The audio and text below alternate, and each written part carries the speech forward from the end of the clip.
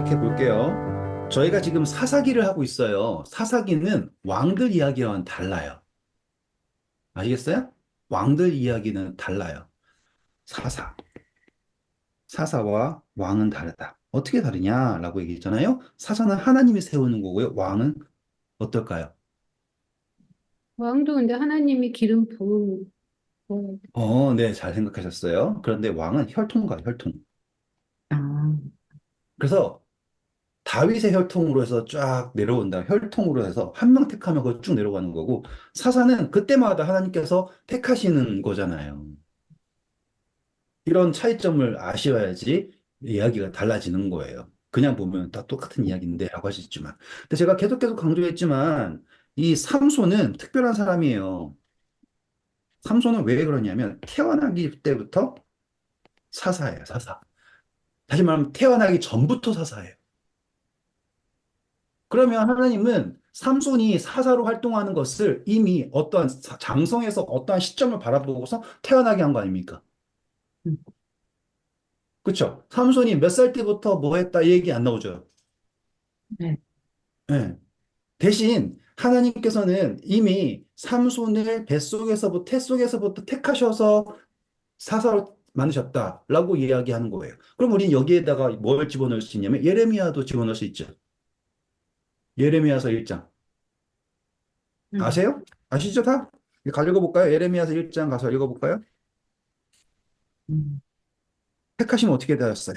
5절부터 4절부터 읽어볼까요? 1장 4절부터. 여호와의 말씀이 내게 임하니라 이르시되 내가 너를 모태 짓기 전에 너를 알았고 내가 배에서 나오기 전에 너를 성별하였고 너를 여러 나라의 선지자로 세웠노라 하시기로 내가 이르되 슬프도소이다 주 여호와여 보소서 나는 아이라 말할 줄을 알지 못하나이다 하니 네, 감사합니다. 여기 이 정도만 할게요. 그러니까는 하나님께서 예레미야를 택하신 것은 태어나기 전부터 택하셨다라고 하는 거예요. 근데 예레미야는 자기가 택함을 받았다는 것을 먼저 알지 못했어요. 저와 여러분도 태어나기 전부터 하나님께 택함 받은 건 사실이에요. 아셨죠? 육신의 생명은 그냥 주어질지 모르지만 우리의 자아는 하나님으로부터 받은 게 확실해요. 음, 그러니까 창조된 것은 자아잖아요. 그렇죠? 그런데 이 사사 삼손은 태어나기 전부터 하나님께서 사사로 책정하셨고 그리고 하나님께서 이제 요구를 하시는데 나시린으로서 요구를 하셨죠. 그러면 하나님께 바쳐지고 하나님께 어떠한 서원이 있어야지 되는 겁니다. 그렇죠? 그래서 일단은 어머니는 아이를 얻기 위해서 나시린으로서 포도주와 독주를 마시지 않았습니다. 그리고 어머니가 하지 말아야 될 것은 아이의 머리를 자르면 안 되는 거고요. 그리고 삼손 역시 그 조건을 순종을 합니다. 이게 신기해요. 삼손이 하나님한테 기도했다는 이야기 몇 번 나와요? 2번 나오죠. 음, 예. 그 사이에 삼손이 어떻게 했는지는 몰라요. 그런데 삼손은 신기하게도 나시린의 조건들을 다 깨지만 어떻게든 간에 머리는 자르지 않고 그 모양은 유지하고 있다가 그 마지막 남은 그 연결고리 하나가 딱 끊어졌을 때 모든 게 끊어지는 이야기가 삼손의 이야기잖아요. 맞죠? 자, 그럼 여기다가 이제 하나님께서 이 태어난다라는 것을 예언하셨죠. 음. 자, 이거를 하나님이 예언하셨어요? 아니에요. 그것만 답해 보세요. 하셨어요. 자, 이게 이제 우리가 오늘 이 이야기를 다르게 볼 수 있는 계기가 되는 거예요. 예언이라는 건요, 어떤 의미가 예언일까요? 라고 하면 우리는 많이 어떤 생각을 하냐면 미래에 있을 사건을 말하는 것을 예언이라고 생각을 해요. 맞죠? 그런데요, 예언이라고 하는 건요, 미래의 사건을 말하는 게 아니에요. 이게 왜 차이냐면 우리 신명기 뭐 가서 읽어보시면 13장 가서 읽어보시면 1절부터 3절까지 다 공부했었으니까 읽어볼까요 일단? 신명기 13장 1절부터 3절 읽어볼까요? 너희 중에 선지자나 꿈꾸는 자가 일어나서 이적과 기사를 내게 보이고 그가 내게 말한 그 이적과 기사가 이루어지고 너희가 알지 못하던 다른 신들을 우리가 따라 섬기자고 말할지라도 너는 그 선지자나 꿈꾸는 자의 말을 청종하지 말라. 이는 너희 하나님 여호와께서 너희가 마음을 다하고 뜻을 다하여 너희 하나님 여호와를 사랑하는 여부를 알려 하사 너희를 시험하심이니라. 근데 보시면 이 선지자들이 와가지고 미래도 얘기하고 이적도 할 수 있다고 하시네요. 그렇다라는 거는요, 전 세계 모든 종교는 다 미래 사건을 말하는 것을 예언으로 생각을 하고 있어요. 그러면 성경에서 말하는 예언과 다른 종교에서 말하는 예언에는 어떤 차이가 있냐 이 말이에요. 예를 들어서 우리가 여기 네 명 있지 않습니까? 그쵸? 우리가 넷이서요, 다 예언을 할 수 있어요. 다 다르게 얘기하는 거예요. 그러면 넷 중에 한 명은 맞겠죠. 어쩌다가. 그렇죠. 그러니까 사건을 확률적으로 맞춘다고 해서 우리는 그거 예언이라고 하지 않아요. 우리는 그거 추측이라고 하죠. 추측. 근데 추측이 아닌 척을 하면 우리가 예언이 되는 거잖아요. 근데 여기에서 우리가 이제 봐야 될 게 하나님은 그러면 예언을 성경은 어떠한 의미로 말하고 있는가라는 거 확인해 봐야겠죠. 자, 이사야서 40장 와볼게요. 이사야서 40장. 자, 이사야서 40장 오셔서 우리 26절입니다. 너희는 눈을 높이 들어 누가 이 모든 것을 창조하였나 보라. 주께서는 수요대로 만상을 이끌어내시고 그들의 모든 이름을 부르시나니 그의 권세가 크고 그의 능력이 강함으로 하나도 빠짐이 없느니라. 그렇죠. 자, 하나님께서 말씀하시면 창조를 이끌어내는 거예요. 그러니까 우리는 지금 어떻게 이 예언을 이해해야 되냐면 예언은 누구의 말씀이에요? 하나님의 말씀이에요. 그렇다라는 건 우리는 미래의 사건을 말하고 있는 게 아니라 창조의 개념으로 봐야 돼요. 이게 다른 종교와의 차이점이에요. 그래서 42장입니다, 이제. 41장이네요. 이사야서 41장. 자, 21절부터 읽어볼까요? 23절까지? 나 여호와가 말하노니 너희 우상들은 소송하라. 야곱의 왕이 말하노니 너희는 확실한 증거를 보이라. 장차 당할 일을 우리에게 진술하라. 또 이전 일이 어떠한 것도 알게 하라. 우리가 마음을 두고 그 결말을 알아보리라. 혹 앞으로 올 일을 듣게 하며 뒤에 올 일을 알게 하라.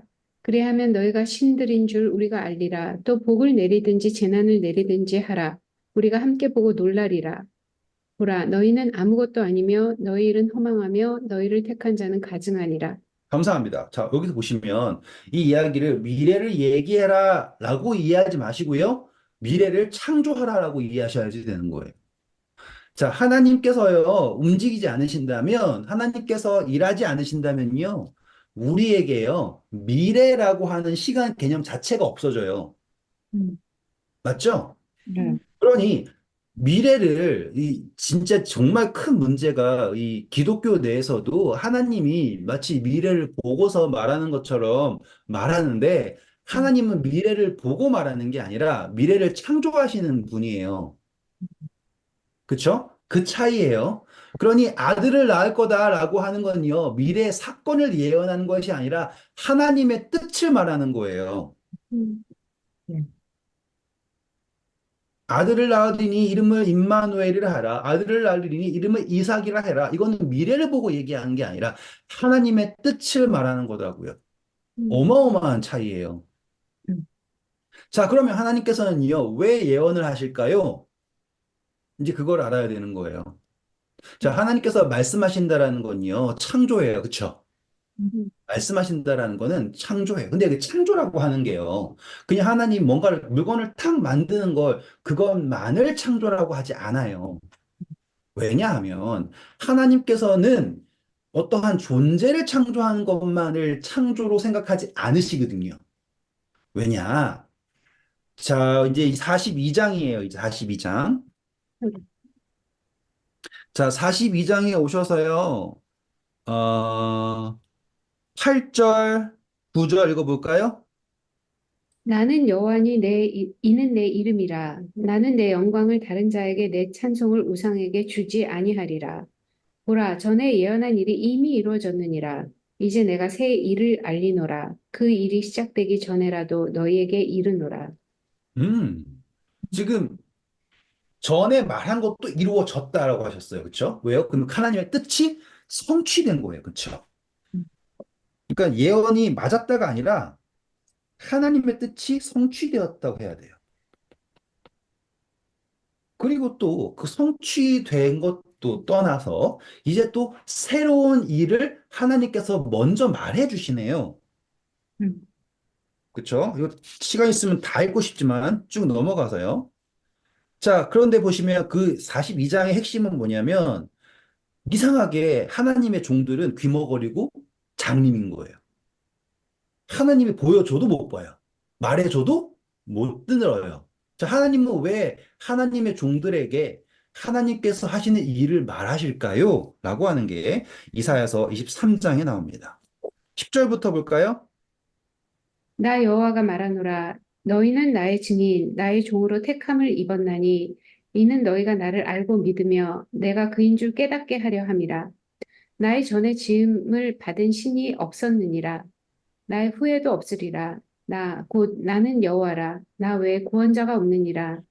내가 알려주었으며 구원하였으며 보였고 너희 중에 다른 신이 없었나니 그러므로 너희는 나의 증인이요 나는 하나님이니라. 여호와의 말씀이니라. 대한 자, 태초. 보세요. 이제 예언은 무엇을 창조하는 거냐면 증인을 창조하는 거예요. 어떠한 존재를 창조하는 건요, 하나님께서 있어라 이름을 부르시면 이끌어낼 수 있거든요. 그런데 하나님은 증인을 창조하기 원하세요. 증인은 경험 없으면 이루어질 수 없어요. 맞아요? 네. 네. 지금 우리 이제 삼손 이야기를 들어가기 전에 이게 지금 이걸 쌓는 거예요. 이걸 알고 보면 이야기가 달라져 버려요. 갑자기 뿅 하고 달라져 버려요. 그래서 하나님은 예언을 하시는 이유가 무엇이냐면 증인을 창조하기 위한 거예요. 그럼 증인은 뭐 하는 사람인가요? 라고 얘기했을 때 44장 8절 보세요. 너희는 두려워하지 말며 겁나지 말라. 내가 예로부터 너희에게 듣게 하지 아니하였느냐? 알리지 아니하였느냐? 너희는 나의 증인이라. 나 외에 신이 있겠느냐? 과연 반석은 없나니 다른 신이 있음을 내가 알지 못하노라. 자, 너는 나의 증인이다. 확정하셨죠?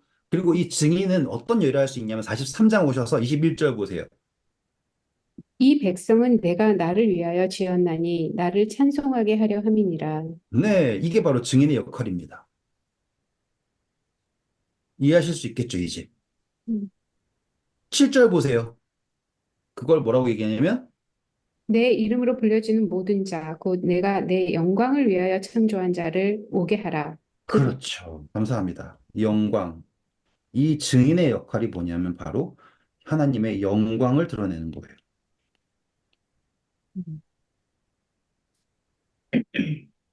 그러니까 지금 이 예언이라고 하는 것이 그냥 내가 얼마나 대단한지 너네가 알겠지? 이걸 말하는 게 아니라 예언은 하나님의 뜻이 나타나는 건데요. 하나님의 뜻은요, 원하시면 다 할 수 있어요. 창조주인데. 그런데 그 뜻이 나타나기 전에 아모스 3장 6절 하나님께서는 주의 종 선지자에게 그의 하신 일을 알리지 않고서는 결코 행함이 없다. 그 위에 올라가서 3절인가 4절인가 두 사람이 뜻이 같지 않으면 동행할 수 없다라고 얘기하죠. 그 이야기는 뭐예요? 하나님은요, 우리와 동행하고 싶은 거예요. 동행하고 싶으신데 뜻이 같아야 되잖아요. 그쵸? 그리고 하나님께서는 그분의 일을 그냥 하실 수 있어요. 그런데 꼭 우리를 통해서 하시길 원하는 거예요. 그리고 이 일이 일어났을 때 우리가 이것은 하나님께서 하신 것이다 라고 증인이 되기를 원하신다 이 말이에요. 그래야지 우리를 통하여서 그분의 영광이 드러나는 거예요. 그러니까 예언이라고 하는 것은 그분의 궁극적인 창조 행위예요. 그런데 이상하게도요, 이상한 이 사람들이 예언을 무당이 말하는 그런 식으로 받아들여가지고, 막 역사적으로 어떻게 끼워 맞추려고 노력을 하다 보니까 성경에서 말하는 예언의 본질은 완전히 퇴색이 돼버리고 음, 누가 더 짜맞추길 잘하나로 돼버린 거예요.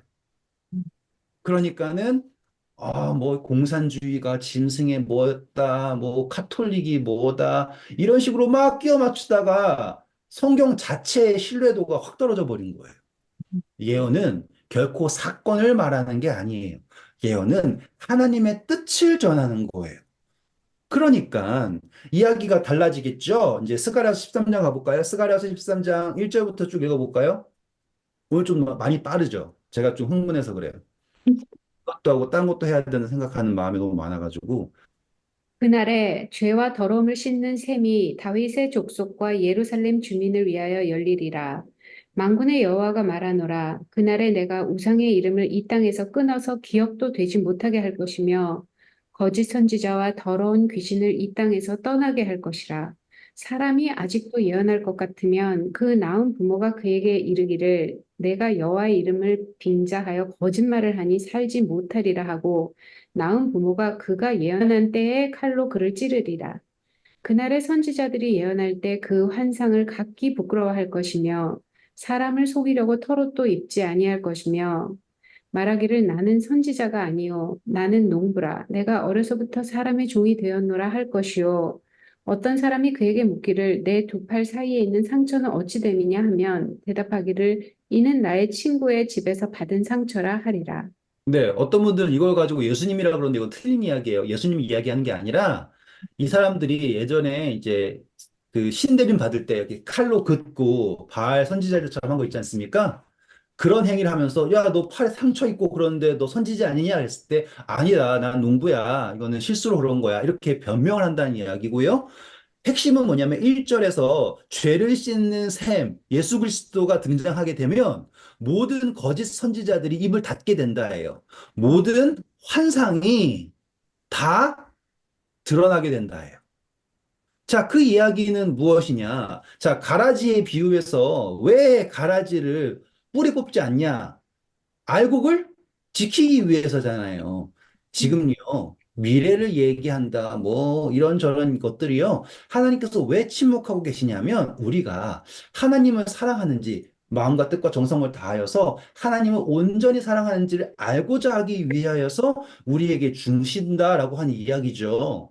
왜일까요? 라고 얘기했을 때, 이 예언이라고 하는 거는 누가 잘 맞추냐를 확인하는 게 아니라 하나님의 뜻을 확인하는 것이고요. 목적 자체가 증인을 창조하는 거예요. 한 번 더. 예언의 목적은 하나님의 영광을 위해서 그분의 증인들이 나타나도록 하기 위해서 예언하시는 거지. 내가 그 미래를 알고 있어 자랑하려고 예언하신 것이 아니라는 거예요. 매우 중요해요. 그러니까 예언의 목적에서 중요한 것은 그러니까 다니엘서를 공부할 때도 항상 뭘 확인해야 되냐면 야 역사를 맞춰보니까 538, 1798 이런 거 막 외워가지고 제가 옛날에 그랬거든요. 막 열심히 외워 전화번호처럼 외워가지고 연도 맞추고 뭐 603 뭐 하면서 막 이러면서 했었는데 그게 아니라 하나님께서 하시는 건 뭐냐면 자 하나님께서는요 이스라엘 백성을 택하셨잖아요. 그렇죠? 이스라엘 백성을 택하셔가지고 이스라엘 백성을 사용하세요. 그렇죠? 우리 아모스 3장도 그러잖아요. 난 너만 알았다 이렇게 하면서 하나님께서는요 우리만 아시고 우리를 택하셨어요. 그래서 보니까 이스라엘 백성들 택하신 이유가 뭐냐면 하나님의 예언의 대부분이 이스라엘 백성 역사와 겹쳐 있어요. 음, 맞죠? 그런데 그 예언이 어떤 식으로 주어지냐면, 자, 레위기서 공부했고, 신명기 공부했어요. 자, 내가 오늘 너에게 복을 주고 저주를 주는데, 너가 하나님 말씀을 순종하면 복이 널 쫓아올 거고요. 아니면 저주가 쫓아올 거다예요. 놀라운 건 뭐냐면, 이 사람들이 하나님을 믿든지 않든지, 이 사람들은 다 하나님의 뜻 안에 있다라는 거예요. 음, 예언의 핵심은 뭐냐? 하나님의 뜻 안에, 뜻 안에 하나님의 백성이 있다라는 거예요. 그래서 이 하나님의 뜻이 하나님의 백성에서 나타나는 거죠. 그래서요, 이스라엘 백성들이 순종하든 순종하지 않든 간에 하나님께서는요, 그분의 뜻을 성취를 하십니다. 예를 들어서 이스라엘 백성들이 정말로 솔로몬 이후로 계속 하나님을 쫓아가지고 하나님 충성했잖아요? 그러면 바벨론이 누렸던 영화가 그대로 이스라엘에게 있었을 거예요. 그렇죠? 그래서 하나님께서 바벨론이라고 하는 제국을 통하여서 이루신 것이 있거든요. 그렇죠? 그게 이스라엘 백성들을 통해서 이루어졌을 거라는 거. 그게 하나님 뜻이에요. 음, 그래가지고 이 네 개의 왕조들 바벨론, 메도페르시아, 그리스, 로마 이 왕조 그이 왕국들이 있을 때 이루어진 것들이 있어요. 로마에서는요 전 세계로 이루어지는 길이 있고요, 그렇죠? 제 그 황 뭐라고 할까요? 나라들이 한 제국 안에 들어갈 수 있게 되는 것. 그리스 시대에서는요 문화라고 하는 헬레니즘이라고 하는 문화가 되고요. 이런 식으로 어떠한 복음이 전파될 수 있는 토대들이 준비되지 않습니까? 놀랍게도 망해버린 이스라엘 백성들이 그 역사적인 순간에 증인으로서 거기 있다라는 말이에요. 예언의 핵심은 뭐예요? 하나님의 백성들이 어떠한 모양이로든 간에 증인으로 되게 되는 것, 그것이 예언의 핵심이에요. 음, 이해하셨죠? 네. 그렇기 때문에요. 지금 이 신약 시대에는요, 왜 이렇게 예언이 많지가 않아요? 기껏해야지 뭐 전쟁 있을 거다, 뭐 지진 있을 거다, 왜 그것만 예언이에요? 그렇지 않아요. 왜냐하면 계시록에서 일곱 교회에게 하나 예수님께서요, 막 섬기시죠, 그렇죠? 일곱 교회를 일곱 금초대 사이에서 섬기시잖아요. 그게 뭐냐면 예수님이 백성들에게 말씀하세요. 뭐라고요? 귀 있는 자는 성령이 교회에게 하는 말을 들을지라. 라고 얘기하죠. 자, 성령이 뭐라고 얘기해요? 우리는 성령은 말할 수 없는 탄식으로, 그쵸? 우리를 위해 간구하시고 또한 하나님의 깊은 것까지 아시는 분이 성령이죠. 그러면 성령이 뭘 아시는 거예요? 하나님의 뜻을 아시는 거죠. 예언은 뭐예요? 하나님의 뜻을 나타내는 거잖아요. 누구에게? 그분의 백성에게. 그럼 귀 있는 자는 성령이 교회에게 하신 말을 들어라 라고 얘기하는 게 예언 맞아요? 네. 그렇다라는 것은 예언이라는 거는 미래 사건을 말하는 거, 뭐 코로나 터질 거야, 뭐 할 거야, 3차 세계대전 뭐 어떻게 일어날 거야. 그거가 예언이 이제 더 이상 아니라는 거예요. 하나님의 뜻이 저와 여러분 사이에서 나타나는 것이 예언이에요. 그렇기 때문에 우리는 지금도 모두가 다 예언자가 되는 겁니다. 맞아요?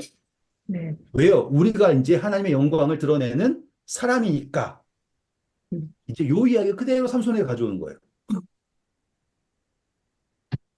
삼손이라는 사람은 뭐냐면 그냥 어중이 떠중이 중에서 그 중에 괜찮은 사람 한 명 골라가지고 사살 사는 게 아니라 하나님께서요, 애초부터 얘는 나의 사사다라고 택하셔가지고 태어나게 한 거예요. 음, 이게 삼손이에요. 그러면 삼손이라고 하는 존재는 그 존재 자체가 하나님의 뜻이 있다라고 하는 증인입니다. 저와 여러분이 가지고 있는 것처럼. 그래서 자, 다시 돌아와서 사사기예요. 이제 할 만큼 했으니까 속도를 줄여볼게요. 자, 사사기 13장 24절, 25절 읽고 시작하겠습니다.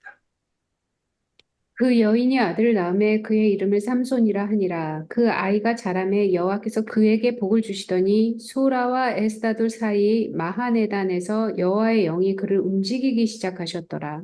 네, 그래서 이 삼손은 누가 움직였냐면 하나님의 영 이렇게 나와요. 이제 제가 귀 있는 자는 성령이 교회에게 하는 말을 들을지어다 라고 이야기하는 거 연결되겠죠, 이제. 근데 신기하게도요, 삼손은 열정적으로 하나님께 기도하고 이런 타입이 아니에요. 타락한 타입이죠, 그렇죠? 그런데도 신기하게 이 앞으로의 이야기를 보시면 그가 하는 행위가 하나님의 뜻 안에 있어요. 신기하게도. 14장 이야기 보면 블레셋 여자랑 결혼하려고 그러죠. 네. 이게 누가 봐도 잘못된 거잖아요. 사사인데 왜 이방 여자랑 결혼하려고 그래? 라고 얘기했는데 자, 4절 볼까요? 그때 블레셋 사람이 이스라엘을 다스린 까닭에 삼손이 틈을 타서 블레셋 사람을 치려 함이었으나 그의 부모는 이 일이 여호와께로부터 나온 것인 줄은 알지 못하였더라. 오, 차이점 딱 보이시죠, 이제? 음, 누가 봐도 이상한 행동인데, 삼손이 하는 행동이 뭐 이게 진짜로 거룩한 사람이 할 짓이야?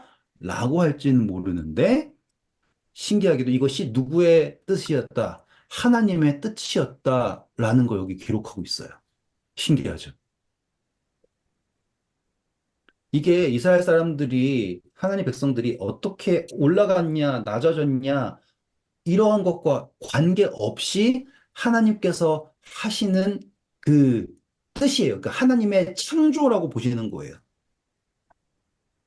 그런데 이게 우리가 하나님과 계속 소통을 해서 하나님에게서 말을 듣고 하는 것과 아예 듣지도 않고 그러한 사건에 부딪히는 것과는 완전 다르겠죠. 맞아요? 음, 삼손은 어떤 타입이냐면 그냥 부딪히는 타입이에요. 자, 일단은 이제 결혼하려고 합니다. 블레셋 사람들이랑 결혼하려고 해요. 할례 받지 않은 사람이랑 왜 결혼할지 모르지만. 자, 그때 삼손에게 주어지는 선택이 있는데요. 이게 5절부터 나오는 포도원 사건이에요. 나시리는 포도원에 가면 돼요, 안 돼요? 안 돼요. 안 돼요. 이해되셨죠? 그러니까 지금 하나님의 영의 이끌림이 있는데 그 영의 이끌림으로 이 여자와 결혼하게 된다라고 하는 이러한 계획까지도 가까이 갔지만 그가 하나님께 묻지 않고 그에게 나시린으로서 이거 되게 중요합니다. 이거 집중해 주세요. 나시린으로서 타협할 수 없는 조건들이 있거든요.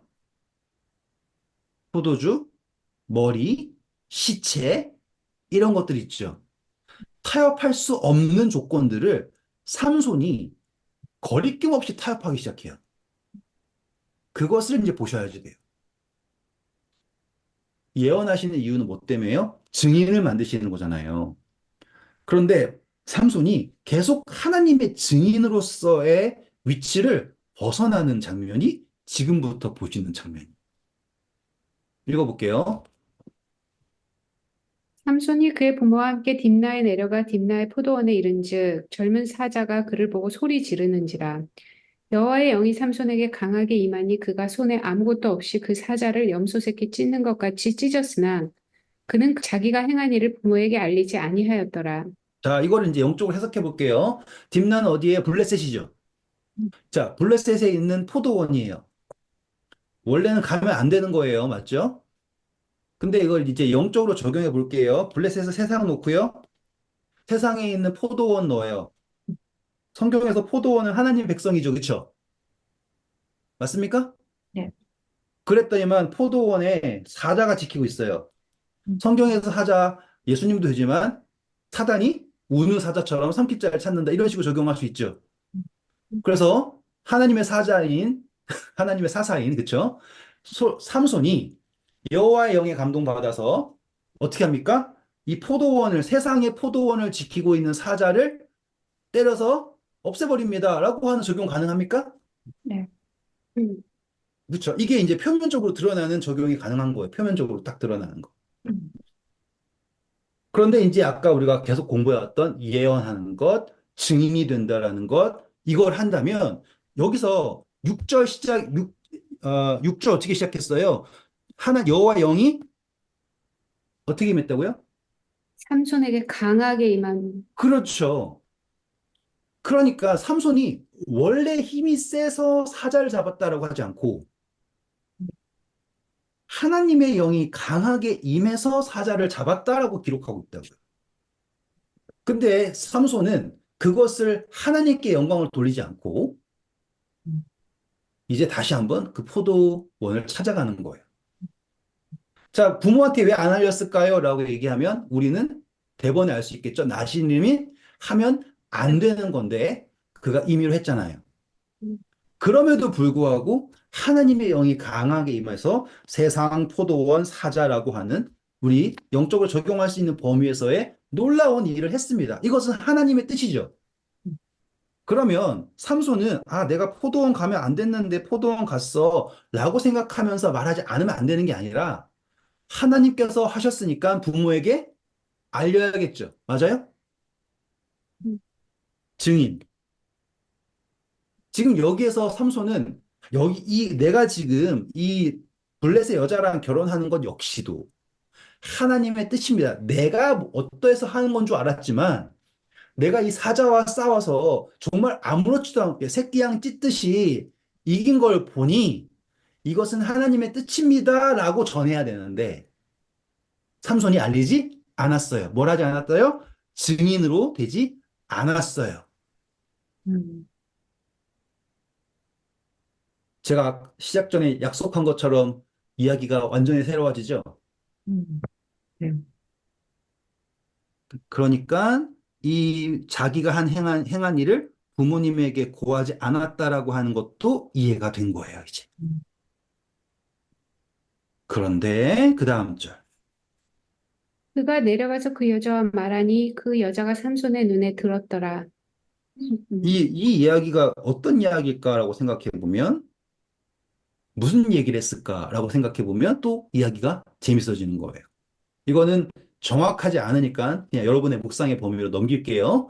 그 다음. 얼마 후에 삼손이 그 여자를 맞이하려고 다시 가다가 돌이켜 그 사자의 주검을 본즉 사자의 몸에 벌떼와 꿀이 있는지라. 네, 여기서 이제 새로운 건 뭐냐면 다시 포도원 가는 거예요. 음, 이 포도원을 다시 향하는데 이때는 하나님의 영에 감동돼서 하는 행동이 아니에요. 음, 자기의 영광이에요. 처음 사자를 잡았을 때 하나님의 영광을 드러냈어야 됐는데 드러내지 않고 이제 자기의 영광을 확인하려고 포도원에 다시 갔습니다. 가서 사자의 시체를 찾았죠? 음, 갔더니 그 사자 시체에 꿀이 있대요. 음, 시체에 꿀이 있는 건 땅벌입니다. 이렇게 할 수 있지만 이제 시체와 꿀 요거가 이제 신기한 거예요. 음. 시체는 생명 없음이죠, 죽음. 이제 꿀은 좋은 것. 공존할 수 있습니까, 없습니까? 없어요. 없죠. 지금 이 이야기는 거기에 꿀이 있어서 신기했다가 아니라 공존할 수 있냐예요. 죽은 영광이 하나님을 드러내지 않은 것에 좋은 것이 꿀이 공존할 수 있을까요? 없습니다예요. 그렇죠? 왜요? 이미 이것은 죽음이라고 하는 것에서 가증한 게 됐어요. 가증한 것. 근데 그것을 어디서 찾아요? 자기가 가지 말아야 할 포도원에 자기의 뜻으로 다시 가서 자기가 한 하나님의 영에 감동받아서 했었는데 영광을 드러내지 않은 자기의 영광, 이미 죽음으로 가증하게 돼버린 영광에서 뭘 찾아요? 꿀을 찾고 있어요. 이게 삼손이에요. 그러니 하나님께서 원래 뜻하신 바, 그분이 예언하신 사사로서의 태어나기 전부터 택함 받은 사사로서의 역할을 전혀 하지 못하고 있는 장면이 여기인 거예요. 이해되셨죠? 그리고서는 이제 이 사람이 뭘 하냐 볼게요. 손으로 그 꿀을 떠서 걸어가며 먹고 그의 부모에게 이르러 그들에게 그것을 들여서 먹게 하였으나 그 꿀을 사자의 몸에서 떠왔다고는 알리지 아니하였더라. 네, 지금 행위가 보시죠. 마치 선악과를 가지고 와서 아담에게 주는 것 마냥. 그러면 가지고 와서 뭐만 보여주는 거예요? 보세요. 좋은 것. 네, 이것만 보여주는 거예요. 음, 우리가 복음을 전할 때 거룩한 척 하면서 내 속에 죽음이 있는 거는 안 나타내고 음, 요것만 탁 나타내면서 네, 좋은 겁니다. 이런 식으로 하는 것과 똑같죠. 그러니까 삼손이 정확하게 저와 여러분을 표상하고 있는 거예요. 음, 제가 간증을 하면 제 속에 그 가증한 것들 탁 없는 척하고 예? 꿀만 드러내는 것처럼 부정한 건데 그걸 주면서 좋다고 얘기하는 것과 똑같죠. 그러니까 지금 삼손의 삶에서의 문제는 뭐냐? 하나님을 드러내지 않고 자기를 드러내는데 선택적이에요. 자기가 하는 것이 마치 아무튼 좀 더 이야기를 더 진행해 보면 더 자세하게 말을 할 수 있을 것 같아요. 자, 그 다음 볼게요. 삼손의 아버지가 여자에게로 내려가매 삼손이 거기서 잔치를 베풀었으니 청년들은 이렇게 행하는 풍속이 있음이더라. 무리가 삼손을 보고 30명을 데려와서 친구를 삼아 그와 함께 하게 한지라. 삼손이 그들에게 이르되 이제 내가 너희에게 수수께끼를 내리니 잔치하는 이래 동안에 너희가 그것을 풀어 내게 말하면 내가 베옷 30벌과 겉옷 30벌을 너희에게 주리라. 그러나 그것을 능히 내게 말하지 못하면 너희가 내게 베옷 30벌과 겉옷 30벌을 줄지니라 하니 그들이 이르되 수수께끼를 내면 우리가 그것을 드리리라 하매 삼손이 그들에게 이르되 먹는 자에게서 먹는 것이 나오고 강한 자에게서 단 것이 나왔느니라 하니라. 그들이 사흘이 되도록 수수께끼를 풀지 못하였더라. 네, 자, 이 삼손의 마음을 여기서 보실 수 있어야 돼요. 이거를 삼손이 수수께끼를 내야 될 상황이에요? 아니면 하나님이 능력 주셔서 내가 사자를 싸워서 이길 수 있었다. 증인이 돼야 될 상황. 그쵸?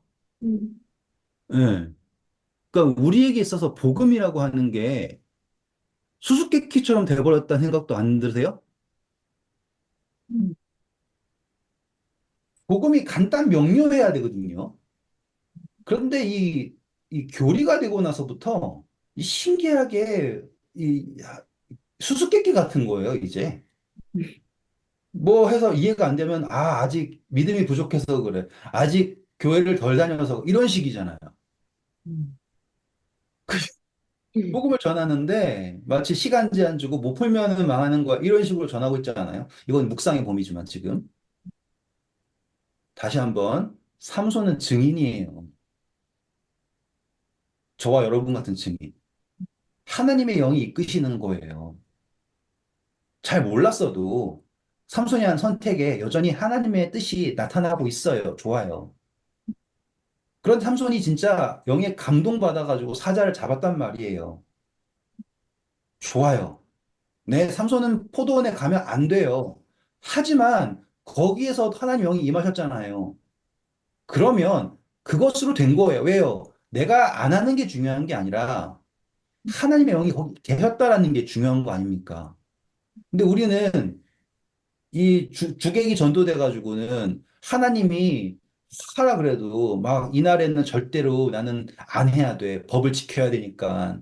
뭐 그러면서 그냥 손발 묶고 있는 게 그게 바리새인 아닙니까? 그렇죠?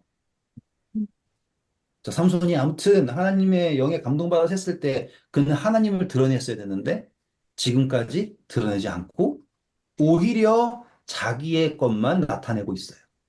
그리고 지금 우리가 왔던 대로 수수께끼가 되었어요. 근데 그 수수께끼의 목적이 뭐냐? 결국에 하나님 나타날 거냐? 아니에요. 결국에 그 수수께끼로 자기가 얼마나 대단하냐가 나타나는 거예요. 요건 몰랐지? 이런 식으로 전도하는 거. 음, 제가 그래서 그래요. 제가 아주 그걸 잘했어요. 요건 몰랐지. 음, 근데 성경 공부 가르쳐 드리면서 저도 약간 그런 경향이 있죠. 왜냐면은 한 번에 다 하면 안 되니까 요건 남겨두고 다음에 해야지. 그러다가 뭐 아까 성경 공부 시작할 때도 요건 몰랐죠. 이런 식으로 하는 그건 제 잘못이에요. 그런데 제가 드리고 싶은 그 목적은 뭐냐면, 아까 그 의미가 뭐냐면 복음이라고 하는 것은 결국에 하나님을 드러내야 되는데 삼손은 힘이 그렇게 세지만 하나님을 위해서 자기의 힘을 사용하지 않는다는 거예요. 자기를 위해서 사용하기 바빠요. 음, 그냥 증인이 될 수 없는 상태. 그래가지고 이제 이 사람들이 옷 주기 싫으니까는 그 여자를 꼬셔가지고는 협박을 하고 막 그래가지고 삼손이 힌트를 줍니다. 그래가지고 답을 알게 돼가지고는 이제 사람들이 와, 뭐 사자보다 강한 게 어디 있겠냐, 뭐 꿀보다 단 게 어디 있겠냐. 솔직히 저는 이게 무슨 퀴즈가 이래. 퀴즈 자체가 이상하지 않아요? 이것도 무슨 퀴즈야. 이거 누가 맞춰요? 자기가 마음대로 해놓고서는. 그렇죠? 음, 그러니까 이거는 퀴즈가 아니라 자기의 업적을 말하라는 뜻이에요. 음, 음. 이해하셨죠? 이건 퀴즈라기보다는 자기의 업적이에요. 내가 얼마나 대단한 거 했는지 맞춰봐라. 그런 식이에요. 그랬는데 이제 자기가 생각하는 것보다는 이제 뭐라고 할까요? 높이 올라가지 않고 결국에는 자기가 옷 줘야 되고 그러니까 그가 한 행동은 자, 이제 보세요. 화가 나가지고는 다른 도시에 나가가지고 아글론이라는 도시에 가가지고는 행패를 부려요. 그런데 또 신기하게도 이때도 19절 보세요. 여호와의 영이 삼손에게 갑자기 임하시매 삼손이 아슬론에 내려가서 그곳 사람들 30명을 쳐 죽이고 노략질하여 수수께 깊은 자들에게 옷을 주고 심히 노하여 그의 아버지 집으로 올라갔고 삼손의 아내는 삼손의 친구였던 그의 친구에게 준 바 되었더라. 네, 자, 요 이야기에서도 그럼에도 불구하고 아시겠죠? 그럼에도 불구하고 하나님께서 삼손을 사용하셨어요. 자, 하나님의 뜻은 어디에 있냐면 블레셋을 진멸하는 거예요. 아시겠죠? 삼손이 지금 어떠한 상태에서 하나님의 뜻을 묻고 했는지, 묻지 않고 했는지 모르지만 지금 삼손은 계속 하나님의 뜻, 블레셋에서부터 이스라엘을 구원하는 것, 그 뜻의 범위 안에 삼손이 여전히 있지 않습니까? 그럼 하나님이 삼손을 사용하시는 것은 하나님의 주권이죠. 음, 맞아요? 그리고 음, 하나님이 삼손을 계속 사용하신 것도 하나님의 뜻이에요. 맞아요? 음, 근데 하나님께서는요, 삼손만 사용하시는 게 목적이 아니라 삼손을 구원하시는 것도 목적이죠. 음, 음, 이걸 놓치지 마세요. 음, 삼손을 사용하셔서 블레셋을 진멸하고 이스라엘 백성들을 구한다. 그것도 하나님의 뜻이지만 동시에 하나님은 삼손을 구원하셔야지 돼요. 그거를 우리는 다음 시간에 좀 더 깊게 확인할 거예요. 음. 아시겠죠? 기대하셔도 좋습니다. 네, 오늘도 수고하셨어요. 감사합니다.